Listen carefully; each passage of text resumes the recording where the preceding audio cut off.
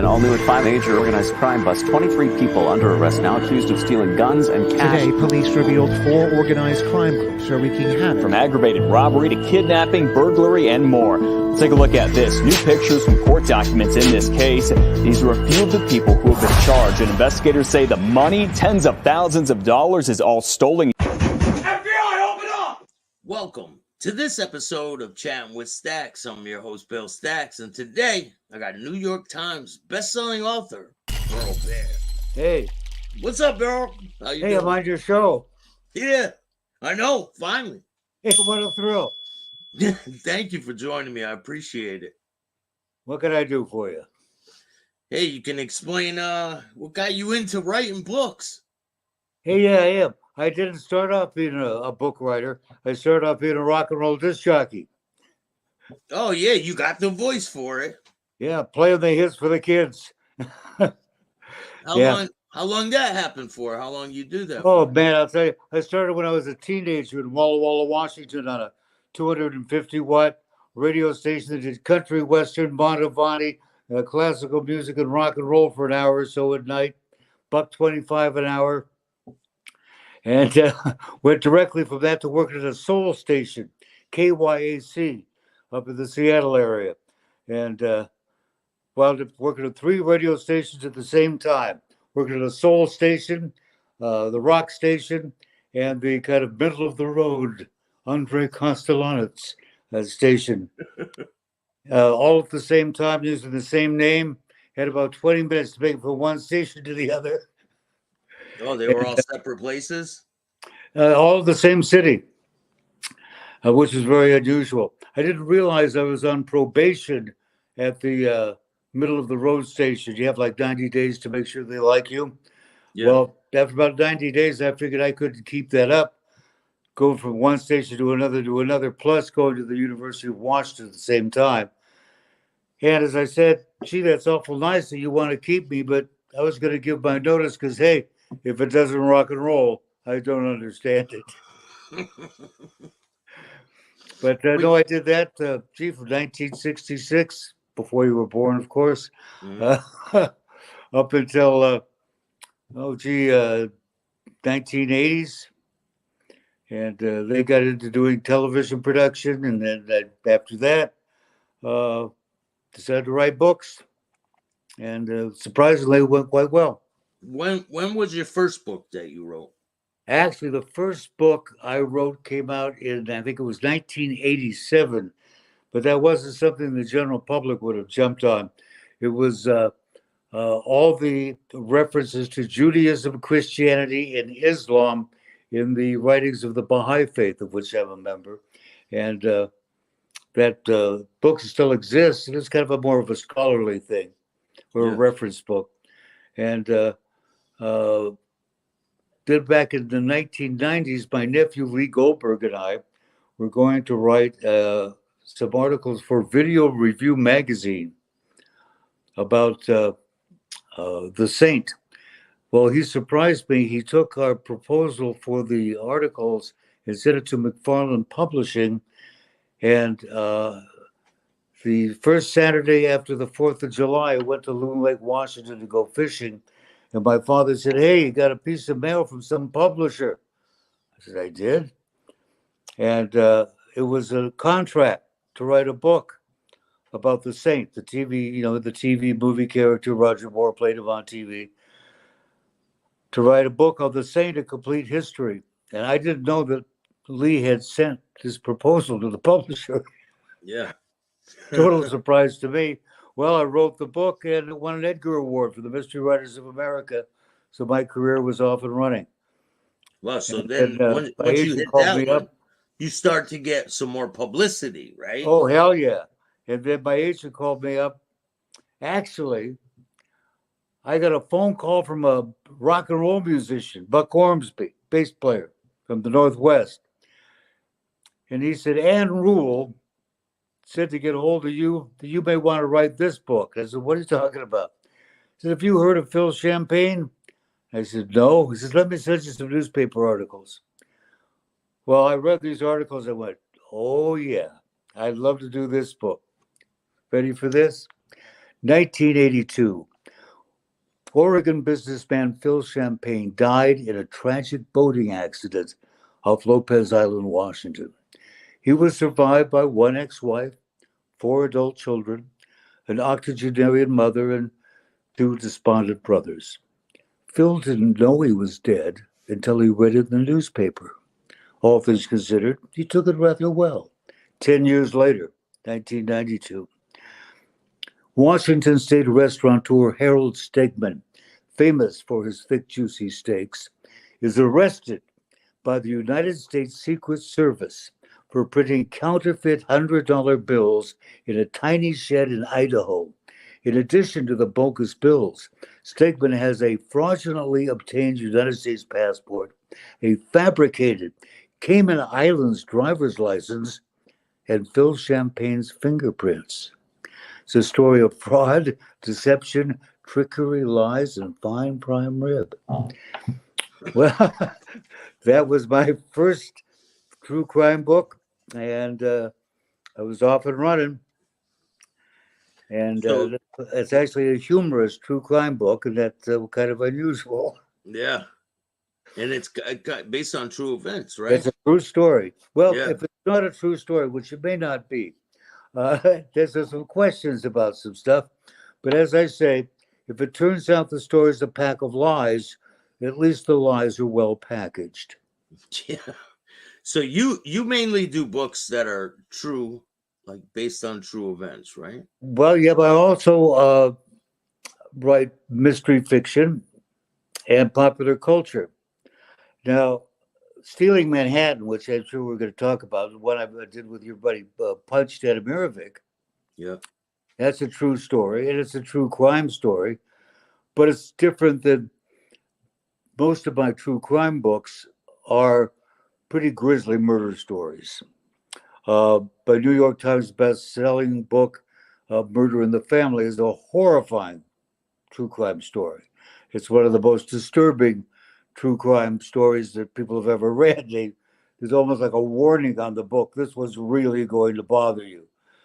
A story about Kirby Anthony. True story, right? Oh, It really yeah. happened.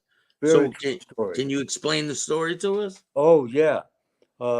Kirby D. Anthony's guy's name. He's in prison now. He raped and murdered his own aunt and her 2 little girls. And it was just a horrible, horrible crime. The officers who went to the crime scene when they saw it, I mean, they needed counseling afterwards. It was that bad. Yeah. I won't go into the details, but it was horrific. What state was it in? This was in Alaska. Now, he had come up to Alaska from Idaho, and he had actually already murdered somebody down there, and he murdered somebody else in Alaska, not for fun, just when he got upset. He had sex with someone, and then after having sex with them, discovered that they were transsexual. And, so he killed the person. In fact, when the cops arrested him, they talked to him about his crimes. He didn't get upset when they talked about him being a baby killer, but they mentioned him having had sex with this other guy who was, looked like a woman. He really got upset. But it was a horrible crime, and that was the first serious true crime book that I wrote. And Gary C. King, who's just passed away, but he was a very well-known true crime writer. When he found out I was doing that book, he gave me a bit of advice. He said, "Be prepared to cry a lot." Yeah, it was good advice. So were you reading like the arrest record and yeah, details? plus you talk to the family. The girlfriend of Kirby Anthony, who broke up with him while they were on a fishing boat. He was so angry with her, that's why he went back and murdered his aunt and raped the kids, get his anger out. She very kindly went on TV with me and kind of, for closure or to exorcise the demons or whatever, talked about it years later. And they showed a video clip of him defending himself in court. And then they went to her afterwards, and they said, "How do you feel watching that clip?" And she just said, "Haunted." Just seeing him. Yeah. Now, he's been a model prisoner all these past years. He's been in prison. But then again, so's Robert Lee Yates, the Spokane serial killer, who I wrote a book about, has been a model prisoner. You take him out of the environment, or excuse me, out of the milieu in which they committed murders, Yeah. and become a different person. Yeah, they start acting totally different. Like everything's good. I'm a normal person now. Right? Yeah. Have you talked to any of these murderers? Yeah. Oh, yeah. I went to Texas and went to visit Rhonda Glover, who did my book Fatal Beauty, which I thought was going to be my easiest true crime book to write. And it turned out to be incredibly difficult. You just never know what's going to throw you for a loop. And that one did. She murdered her boyfriend, shot him 13 times with a Glock 9mm, 6 times below the waistband of his shorts. They've been together for years. There's a very wealthy oil guy in Texas. She shot him, killed him, because she believed that he and George W. Bush were having sex with clones in a cave under the house. Now, you'd think she'd go for the insanity defense, but she didn't. And they told her it's dangerous to mention the clones in the cave, so don't mention that.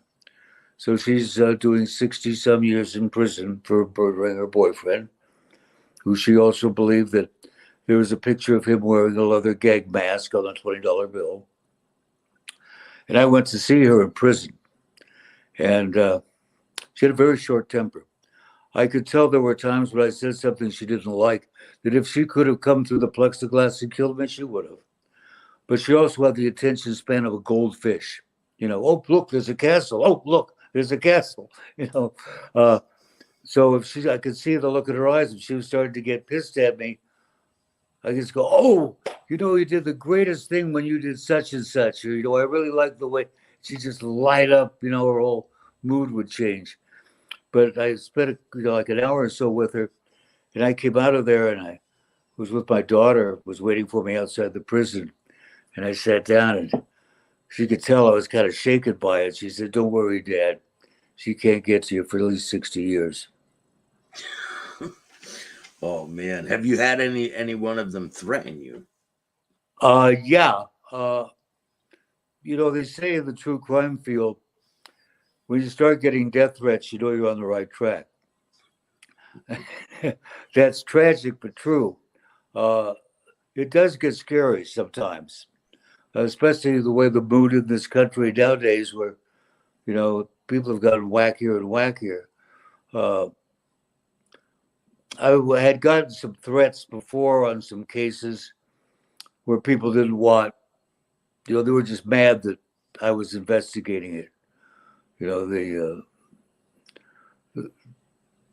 closest I got is that was in my own hometown. A police officer thought that I was investigating his fraudulent activity, which I wasn't. And he came to my house and very politely threatened me. Yeah, very polite. Very politely threatened you. How does that work? Very politely threatened me. Yeah, very, very politely. Yeah, just like actually, like, if you're at so and so's house and I come crashing in, I'm just gonna have to do what I have to do. I said, But I wasn't investigating him at all. It had nothing to do with him. Huh? So he would have killed the wrong guy. Yeah. Basically, right? It so happened that this particular fellow who I was visiting, who he had arrested a few years before, happened to be holding the court documents on another case that I was investigating that this police officer had nothing to do with. Yeah. But he thought, So but how many different books have you done about serial killers? And About serial killers, there's a couple. I mean, I've, most of the true crime books I've written have been about murder of one kind or another, or with Man Overboard about Phil Champagne. It wasn't really a murder book, but it was a humorous true crime book. Also, I've written saint books, The Saint, the Robin of Modern Crimes, the famous Simon Templar. I got to meet Leslie Charteris, the man who created the saint, 2 weeks to the day before he died in England. He took me to lunch because I wrote that book on the saint, A Complete History, which he really liked, which I'm glad he. And, I actually wrote a PI novel, private eye novel, where I'm the hero, because no one else was going to write a book where I'm the hero. So I did. Got very good reviews, but people who buy true crime books, don't buy my non-true crime books, and vice versa. People who are into true crime are into true crime, and you don't really cross over into the private eye mystery genre, etc. So even though the book, which is called Headlock, got very good reviews, it hasn't sold that well. It was supposed to be the beginning of a whole series of books. Oh boy, we're really looking forward to this series. Well, not if I not get paid, Yeah, like what are you supposed to do? Just do it for free? Yeah. No. So I found out that if there's murder in the title of the book, it sells quite well. Frank Gerardo and I wrote A Taste for Murder together. And you're probably familiar with Ken Urell, Michael Dow, the cocaine cops to the NYPD. There was that documentary, The 7-5. Yeah. Well, Ken Urell and I and Frank wrote the book Betrayal in Blue, which is Ken's story of that whole. Yeah. And that would keep selling and get good, and we're doing fine with that. But you never know. There are books that I thought would sell right out of the gate that didn't. They didn't. Maybe like my nephew. I got two nephews that also write. Both they write fiction. Todd Goldberg and Lee Goldberg. In fact, they made the New York Times the same week. Two brothers on the New York Times bestsellers list the same week, which is pretty amazing. Yeah, that is. I made the New York Times bestseller list in 2000. That was, 24 years ago? Time goes by so quickly when you're having fun. Yeah. What was it like to win that? The New York Times best-selling author. Yeah, you only have to do that once. If you make the New York Times bestseller list, as I did in 2000, all my books now say, like you said, right, New York Times bestselling author. Yeah. Do it once. Yep. That's all you got to do it once. You can put it on all your books. Or win the Edgar Award, put it on all your books. How do you get New York Times best-selling author? Do sell books? They vote on it, or you got to sell books? No. It's just based on sales. And that's what stunned us. I mean, who expects a paperback true crime book to become a New York Times bestseller? No one, not even the publisher. It just came out, and all of a sudden, one day, it's on the New York Times bestseller list. We were dropped, John. Are you sure this isn't a mistake? No, it wasn't a mistake. There was something, the title or the cover or whatever, people bought it like crazy or told their friends to buy it because they said, oh, you got to read this book. In fact, it sold so quickly that they ran out of books just as it hit the New York Times bestseller list. So it was on the New York Times bestseller list for a week and then dropped off because we ran out of books. But at least it was there for a week. Hey, now you have that title that you can use. Yeah, forever. Forever. Yeah. Forever, yeah. So people say, what's your best advice for new authors? And I say, win the Edgar Award right away, and then have a New York Times bestseller right after that, and you're locked in. Yeah. So when did you decide to get involved with Stealing Manhattan? Well, Daniel Jennis. I don't know if you've had Daniel Jennis on your show. No. but he is great. He's a great guest. I love him. He did 10 years in prison as the apologetic bandit in New York. He had a great job in the publishing world, but he developed a heroin habit, and then he ran out of money. And you know what happens if you got an opioid habit? You run out of money, you got to steal it. And so he was, pardon me, I really apologize, but if you don't mind, I got to rob you. So he give me your wallet. I think he got about $700 total out of 10 people, but he wound up doing 10 years in prison. While he was in prison, he wrote a book called Sentence, 10 Years and 1,000 Books in Prison. And it's the story of his 10 years in prison and the 1,000 books he read with commentary.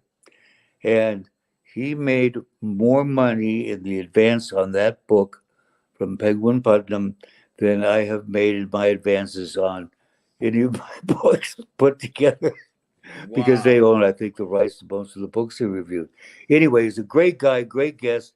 And when he was in prison, he met Punch, Pavle Stanimarovic, who was my co-author on Stealing Manhattan. And he introduced me to him. And Punch Daniel didn't know if Punch was full of beans or not, if his story was a bunch of BS or if it was true. And he wrote a great review. Daniel wrote a great review of the book. And he says, it's an unbelievable story. It is. It really is an unbelievable story. But it's true. Yes, it's true. I've had it validated by enough people who were in his crew, and even people that worked in his dad's crews, for a generation older, who are my age, because Punch is younger than I am, to validate it, who have their own life story that's pretty damn exciting. Yeah. And so I know it's true. And of course, I talked to the Punch's mom, cooperated with the book also, people he went to school with, people that were in his crews, so it's validated. Now, of course, I did my best to validate on Phil Champagne's story, which wasn't always easy. Some I could, some I couldn't. And like I say, that's a pack of lies as well packaged. Punches isn't a pack of lies. There's more than enough validation that it is a true story. And it is absolutely an amazing story. You've read it. You've talked to Punch. Now, the one thing that I go back and forth with Punch on is because he tends to be in a lot of true crime discussion shows where people have been gangsters. And so he tends to use gangster terminology when talking about his dad. He'll say, he was the boss of bosses. He was no. There was no structure in nothing resembling the mob or Cosa Nostra or the mafia, whatever, with his dad and the crews. Unlike the mob where you're in it and there were guys fighting over who was going to get the most money, you could go in, do one heist, and never go back and never do another one, and that was fine. There was no technical underboss and copy, none of that structure. His dad was in charge, and he had some, say, co-pilots, And the mob would come to his dad. Yeah. Oh, yeah. Because as you probably know, in the world of crime, the most admired individual is the gem heist mastermind of the victimless crime. No violence, no gun, no one is hurt, and everyone is happy. The victim is happy. Why is the victim happy? Because according to their insurance, they get full retail value within 2 weeks. Now, if you're insured for $1 million or $100 million and you're robbed and you're getting full retail value, you couldn't get that if you were selling it in 2 weeks. It may take you a year, 2 years. Yeah. So if you need cash flow, the best thing that could happen is to be robbed. So they say, gee, do you think it's an inside job? They were all inside jobs. They never robbed somebody to, well, let's just rob somebody for us. In fact, the way it started wasn't robbing the jewelry companies in the diamond district. It was robbing antique dealers because they were having a bad time. But then when Punch's dad saw what was happening with the merchants in the diamond district, that they were being pressured like a protection racket. You buy insurance from us or you're going to get robbed, basically. Was, well, hell, you take all the stuff in your safe, put it in your buddy's safe. And then he gets insured for twice as much as he really has. And then you put all your stuff in his safe. Yeah. And then you both are insured for twice as much as you really have. And I rob both of you. I'm happy. You're happy. Your buddy's happy. Well, is the insurance company's going to pay you? Yeah, they're going to pay you because they're tied in with the mob. And they say who to pay. And there's going to be a little kickback here. Right? Yeah. And the cops are going to be happy because we're going to put out some diamonds for them. Yeah. When they show up. And what Punch did to revolutionize the whole game was he got the security firms to join with him instead of against him. Yeah. And then, of course, he got the safe companies involved. So everyone was in on it except the major case squad of the NYPD. They were out to catch him. The rest of the cops were, putting the diamonds in their pockets and were perfectly happy, to go along with this. Unfortunately for Punch, he got busted. Miracle Watch Company and then one other place. And, as he mentions in the book, Stealing Manhattan, as long as he was with his dad, everything went fine. It's when he left his dad and went off with someone else to do these, something went wrong. He went off the rails. Tell me a little story about some of what happens in the book that you're aware of. Maybe a quick story out of. One of my favorite stories is Punch and his crew with his dad as the lookout goes into a jewelry place, like on the 15th floor or the 9th floor, whatever, of a building. And they get in there and they're going for the diamonds and the gold and stuff. And he keeps tripping over these canvas bags that are in the way. And kicking the damn things and one thing and another. And finally they get about $13 million worth of diamonds, gold, and precious gems. They get those out. Turns out, about 11 o'clock in the morning, the place is raided by the feds. And everyone in there is arrested for money laundering. Those canvas bags were filled with cash, millions of dollars in cash. And in fact, the feds had watched Punch rob them, but didn't do a damn thing about it because it was called Operation El Dorado.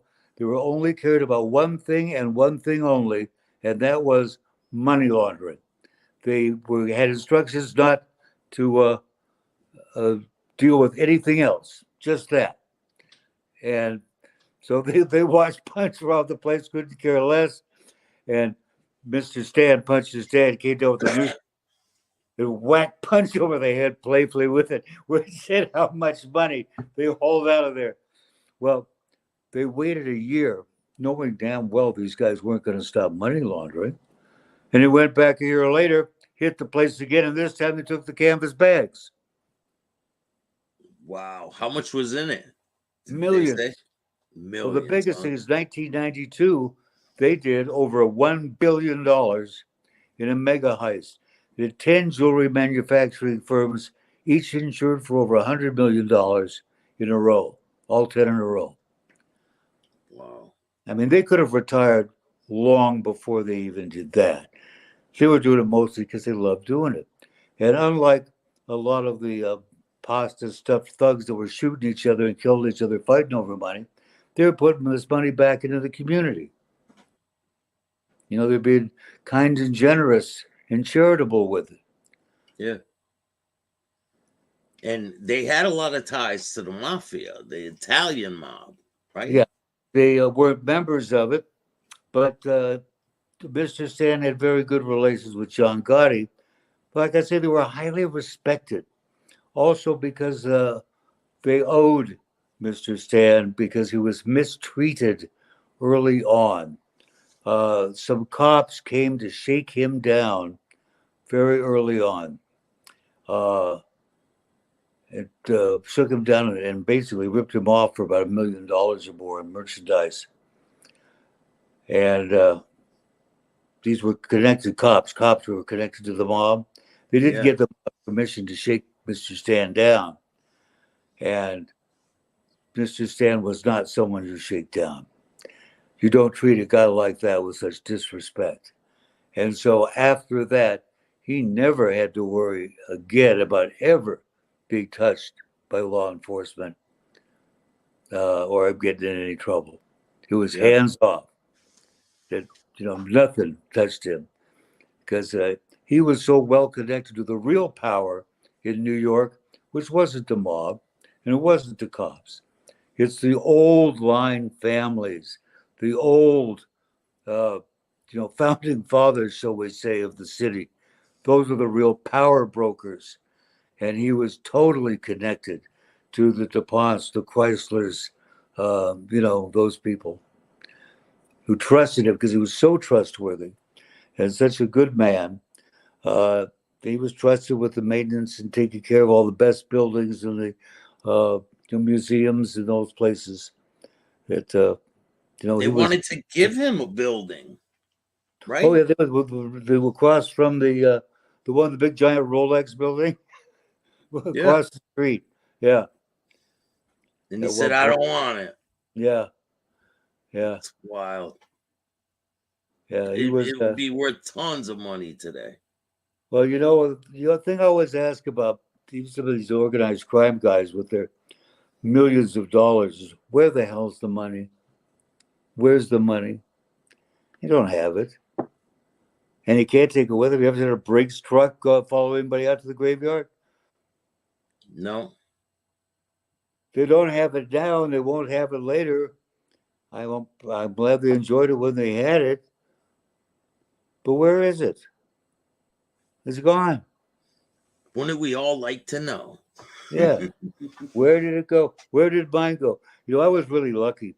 When I was 19 years old, which was like mid 1960s. I graduated high school in 1965. By 67, I was making $25 an hour. Now, go look on your calculator. What's the equivalent today of $25 an hour?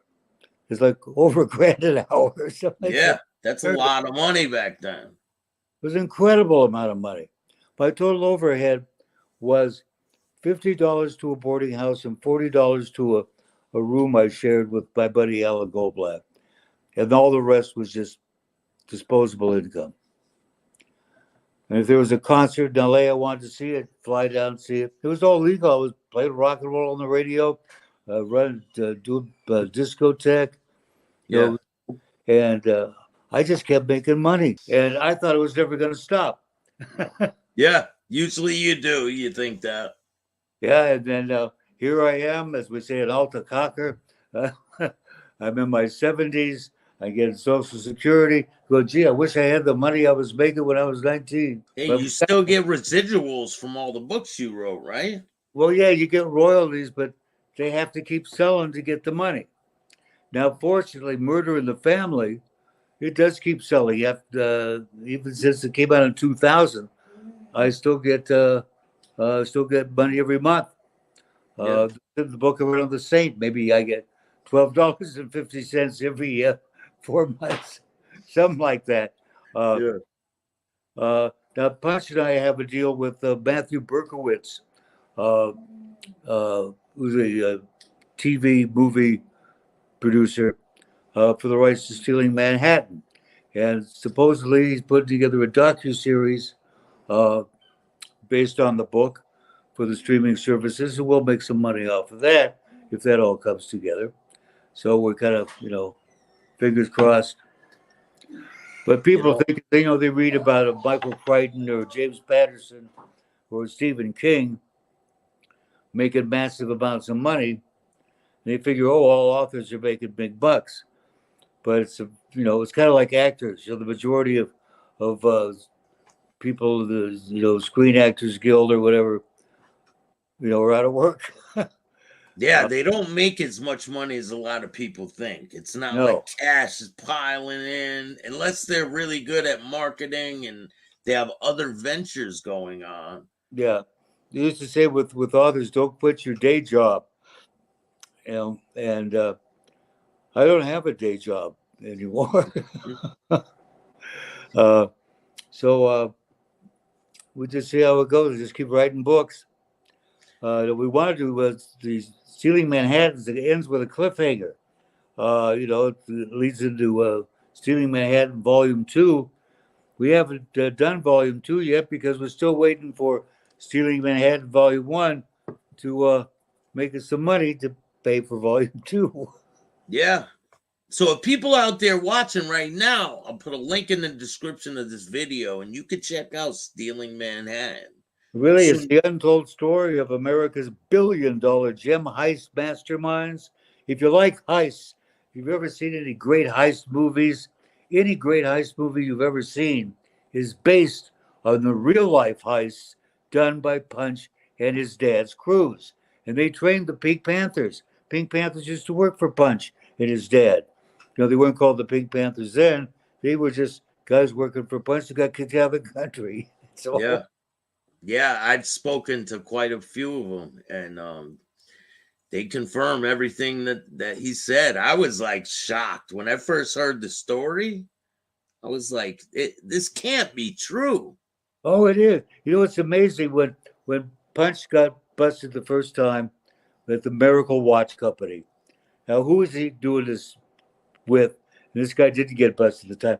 Zoran Jasic. Now, what Zoran Jasic now is in prison, he's in prison for 30 years down in Peru for having ocean liners filled with cocaine going to Europe. Wow. One of the biggest international drug smuggling criminals on the planet was working with Punch, doing these heists. Crazy. In fact, Zoran used the alias Peter Stadimirovic. Oh, he did? Aliases. Wow. Yeah, no, they're good buddies. I haven't sent him a copy of the book, but maybe he needs to read it down there in Peru. Oh, you sent him one in prison? I haven't sent him one yet, but he'd probably get a kick out of reading it because his name's in there quite a bit. Yeah. But some of these guys went on to rather infamous careers. Punch spent his time in prison, and every time he got popped, like he said, it's because he didn't. He wasn't with his dad. He went off and did something. Okay. He was always kind of headstrong. His dad was a very smart individual. Brilliant. Never man. spent a day in prison, right? Never. I talked to his next door neighbor when they lived in Long Island, whatever. Said, "Oh yeah, Mr. Stan was fascinating, man. What a brilliant fellow. He and Bronca, their little kid, lived next door. Used to love talking to Stan. He always had a unique perspective, and he always had some fascinating project he was working on." Now, I don't know if this fellow knew what else Stan did in his spare time, but I did have my publisher send him a copy of the book. So he can see exactly what he was. See exactly what. Because it was, here was Stan and his lovely wife, were high society power couple. It was kind of like the Scarlet Pimpernel, Yeah. Respected high society, and then in the nighttime, like the Mark of Zorro. Yeah, he's running off doing this Robin Hood type of stuff in the city. Mr. Stan really saw himself as the Robin Hood of modern crime, because he the ones he didn't do that were, with an inside job. Some he did to get people, and then he'd give that money to charity, help out the disadvantaged. Did a lot of good charity work with the money that he took. And he said that in his memoirs or in communication I got. He saw himself kind of like the saint, Robin Hood on crime. So, do you remember the story about Punch when he was doing one of these heists and there was a head in the backyard? Oh, well, the head being out the window, head being thrown out the window. Yeah, you want to explain that story? Oh, yeah. Well, that was the second time he got busted. He and I think it was Jamie were doing this heist, and in the same building, there was this guy with his dad, and the guy went nuts. He chops the head off the parakeet, throws the parakeet's head out the window, chops the head off the cat, throws the cat's head out the window, cuts his father's head off, and throws his father's head out the window. Well, the cops, of course, don't take this lightly. They're out looking to catch this maniac, and in the process, they catch Punch and I think the kid's name was Jamie doing this heist or, get into the vault, the safe. Yeah. He got busted with the head out the window. And they thought he had something to do with it, right? What their excuse was? He said, "Oh no, we were just looking for a place to smoke a joint." Yeah, because it was like down in the basement or something. Yeah. Right? Yeah. Looking for a place to smoke a joint. We weren't doing anything wrong. And he ended up going to prison for that one. Yeah. Well, actually, he must have had a great attorney because they had him on 2 heists. And of course, it's still third-degree burglary. Unarmed, no human contact. It doesn't matter whether you're stealing a $1,000 arc welder or $1 million in diamonds. Still third-degree burglary in New York. He had it down to 6 months. But he got into a car chase argument with some Albanian criminals, and he crashed his BMW, and from out of his glove box came his real ID. And he had a failure to appear when he was 19 years old in New Jersey for a crime he didn't do. And that opened up a whole can of worms. And that's why he wound up doing the first, 16 years? Yeah. Was because of that. Wow. I didn't know that part. Yeah. No, he was only going to have to do 6 months until he got into that car chase and his real ID came out. And he never did show up for that case in New Jersey when he was 19. And he was totally innocent on that one. And he had to go back to Jersey, right? Yeah. Well, he just up and left New Jersey, went to New York without going to court. And so he was still wanted there. There's no excuse for failure to appear except being in the hospital or dead.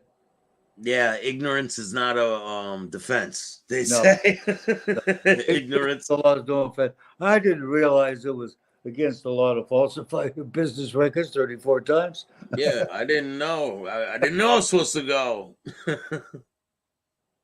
No, it's a tragic story. I'll tell you, working on a book right now with Frank C. Girardo.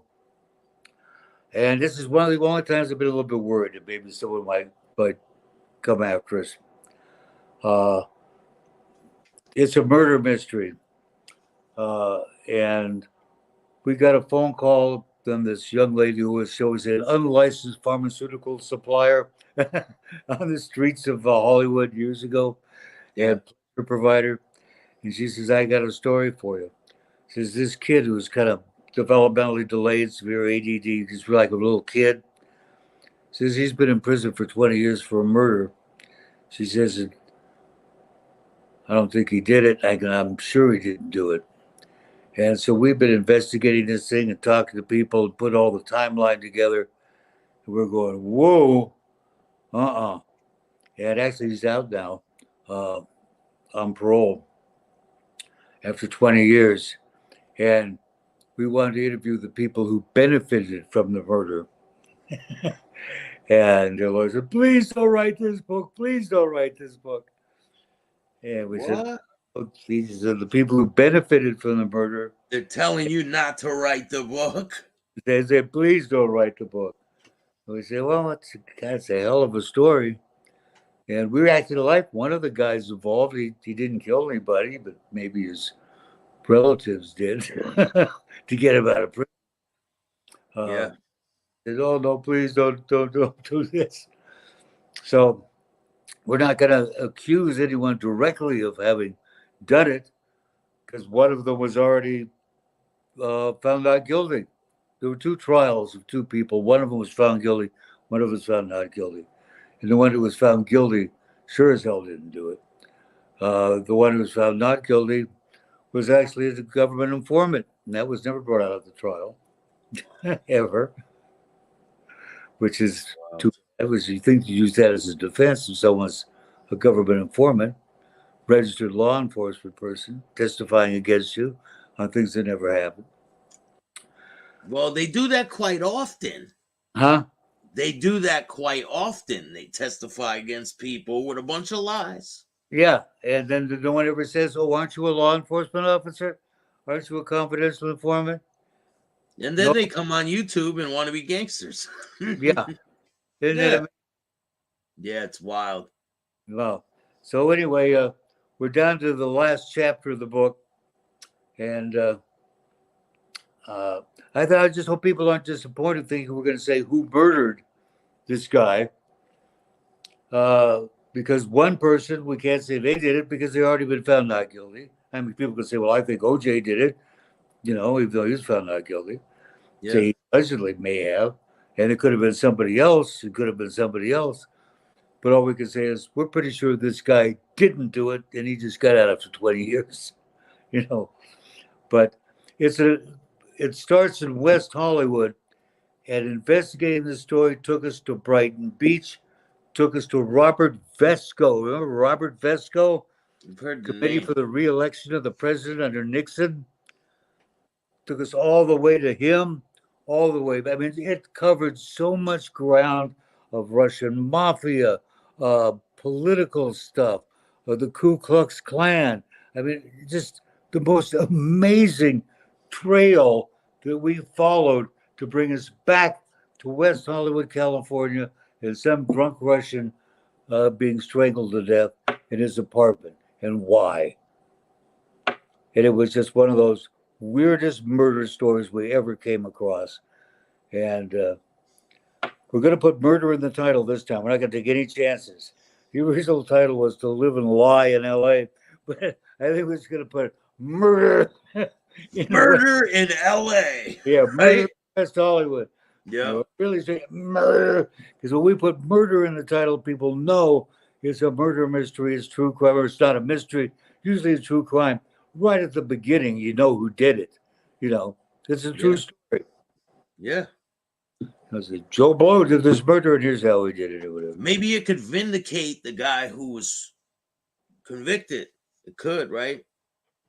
What's that? Maybe it could vindicate the guy who was on What parole. we do is if we could have his like the governor erase his conviction, because he did spend 20 years in there.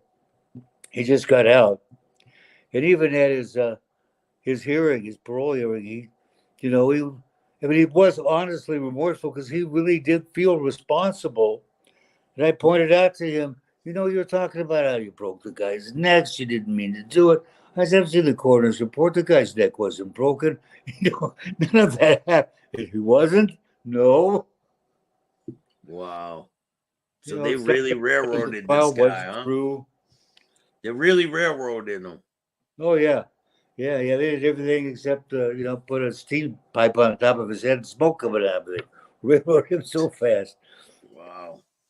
And he felt so horribly guilty even to be part of it. I mean, he also was remorseful, so that was true. He did feel horrible about it. Because you kind of got to take responsibility when you're on parole and you're about to get out. Oh, yeah. That's why we didn't put out the book while he was still in prison, because it would ruin his chances for parole if we had a book out saying he was innocent. Wow. Now, if you want to read a great book that I didn't write, Jack Olson was probably the greatest true crime writer that I ever heard of. It's called Last Man Standing. Now, there's 2 books by that title, but the one by Jack Olson is about Geronimo Pratt. I don't know if you ever heard of Geronimo Pratt. I've heard He the did name. 27 years, most of it in solitary, for a crime he didn't do. He couldn't have done it. It would have been impossible. He wasn't even in town. But and every time he did an appeal, the appeal went to the judge who was in on the frame-up. So finally, after X number of years, it went to a different judge. Who took one look at it and went, wait a minute, there's something wrong here. Sure enough, the FBI admitted they framed him. When they let him out, they paid him, I don't know what, $7 million or $16 million. But that doesn't make up for 27 years of your life, 24 of it in solitary. It doesn't. No amount of money. No amount of money. I mean, it's just tragic. But it's the most incredibly, Jack Olson was a brilliant writer. And it's incredibly well written, fascinating story, and just incredible. It's called Last Man Standing. It's one by Jack Olson. There's also a book by that same title by Alan Warren, which is also a good book, but it's not the same story. It's not the same book. Yeah. But I really recommend that one. So what's in store for the future for you, and where can people get this book? Stealing Manhattan. Get all my brilliant books, well, almost all my brilliant books, from Amazon, Barnes & Noble, all the Libris, any of those book places. And most of them are available in pocketbooks or hardback, audio books. Audio, right? Yeah. Most of them are available. A lot of people like to read them on their Kindle. A lot of people like to listen to them, while they're driving down the highway. Yeah. Make it out. Do you narrate them? No, I did the introduction to Betrayal in Blue. So I did like maybe 1 chapter's worth. But those are long time projects to do an entire book. Yeah. But the guys who read them do a good job, Yeah. They really get it. We're gonna talk about me and you possibly working together on something. That'd be fun. Yeah, I got some good stories for you, and I think we can blow it out the park. And do you want to tell people about your radio show that Outlaw Radio?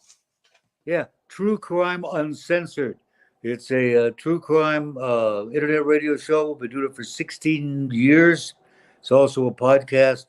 So it's on Spotify, iTunes, every podcast outlet, Owltail and Podbeam, and all those. And there's even a few of them that are on YouTube that have been uploaded. In fact, the very first one I did with Punch is on YouTube, called Art of the Heist. If you type my name in on YouTube, it comes up with Daniel Jennis posted that. This is the very first show we did with Punch. But maybe I'll upload more of them to YouTube. They're not good, the audio of the show. But like I say, doing it for 16 years, we got a hell of a lot of shows. And some of them have been lost to time, being as at outlawradio.com or Outlaw Radio Live, Outlaw Radio this, whatever they keep changing their name, had a whole archive that vanished when they changed the URL. Fortunately, copies of some of them. So there's about 300 shows that are 300? Over 300 shows that are up on Spotify, iTunes, whatever. That's awesome. Listen to of true crime shows that we did. My original co-host was a great attorney named Don Waldman, a brilliant man. I said he passed away. And then Howard Lapidus, manager of the Star, as we say, he was an entertainment manager. Helped create Ashley Madison. He basically managed Jimmy Fallon and a lot of these other guys, comedians. Yeah. And my manager as well. Now I don't have one, but he was getting me money for being on these true crime TV shows, which I appreciated. Used to do a lot of those Deadly Sins, Deadly Women, Scorned, Screwed, all those. Yeah, I gotta get an agent. I gotta work on all that. I really need I one. don't have an agent now, but I don't really require one because I'm well known enough now that I just say, hi, I'm Burl Barer. I got a book. You want it? They'll say, well, let's look at it and see. Either they do or they don't. I mean, your name is I've heard of you well before I've ever came across you, met you. I've heard of you quite a bit. Yeah, but people say, what's your real name? I say, that is my That is your real name. So how did they come up with the name Burl? Like what's the story behind that? My grandfather, now this is a great story. My grandfather's name was Beryl. Barrell is how they spelled it in English. Burl Barer, from the town of Bar in Russia. He escaped from Russia just prior to the revolution, actually quite a bit prior to the revolution, came to America, traveled all around, Gold Rush, etc., snuck back into Russia, fathered another child, escaped again, came to America, became a U.S. citizen, then went to Romania, had a money belt with $10,000 American in it. And he used that money to smuggle other Jews out of Russia at the time of the revolution because the Cossacks were coming in and killing the Jews and stuff. Typical fun day for them. And so he's smuggling and he's paying off the border guards to get his wife and kids out. So he's paid off these border guards in Romania for my grandmother and my dad and his brother and sister getting a rowboat. Well, the guards got drunk and decided to murder my grandmother and kill the kids, throw their bodies in the river, and keep the money. Fortunately, it's like a cleaning lady or something overheard the guards plotting this, ran down and said, go back, they're going to kill you. So the guy got to make great living in the rowboat. He's making the most money. He rows back. Well, it takes another 6 months for them to get across into Romania because my grandfather had to, they had to get them in safe houses and pay off people. Meanwhile, he gets picked up by the Romanian police. They get suspicious of him. He's been there all these months, stayed in a hotel. He was a big guy, and they think he's up to something. Well, they grab him, bring him down to the police station, and they find the money belt with the $10,000. Well, $10,000, even if it was only 9 at that time, you figure this is, 1915 or whatever, at the time of the revolution? Yeah. How much is that in American money worth relative to Romanian money? It was probably more than the gross national product of Romania. So they're counting it out, and it's just having their mind blown by how much money this is. Meanwhile, he's yelling, you can't do this to me. I'm an important American citizen. Well, he was an American citizen. He wasn't important, but he was an American citizen. So they got scared. They didn't want to get in trouble. Maybe this will be an international incident. So they gave him back almost all the money.